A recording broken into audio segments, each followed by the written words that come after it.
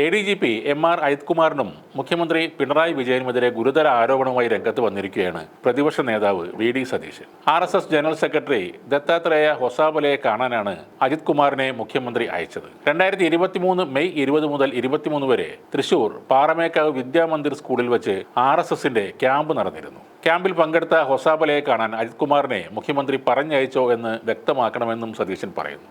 കൊച്ചിയിലെ ഹോട്ടൽ ഹയാത്തിൽ തൻ്റെ ഔദ്യോഗിക വാഹനം പാർക്ക് ചെയ്ത് മറ്റൊരു കാറിലാണ് ADGP RSS നേതാവിനെ കാണാൻ പോയത്. ADGP വഴി മുഖ്യമന്ത്രി എന്ത് കാര്യമാണ് RSS ജനറൽ സെക്രട്ടറിയുമായി സംസാരിച്ചത്?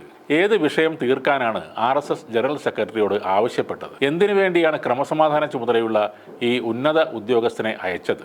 കേന്ദ്ര ഏജൻസികളുടെ അന്വേഷണത്തിൽ നിന്നും ഒഴിവാകാനും തെരഞ്ഞെടുപ്പിൽ രാഷ്ട്രീയ ധാരണ ഉണ്ടാക്കാനുമായിരുന്നു ഈ കൂടിക്കാഴ്ച. പാർലമെന്റ് തെരഞ്ഞെടുപ്പിൽ BJPക്ക് അക്കൗണ്ട് തുറന്നു കൊടുക്കാമെന്ന ഉറപ്പാണ് മുഖ്യമന്ത്രി നൽകിയതെന്നും സതീശൻ ആരോപിക്കുന്നു.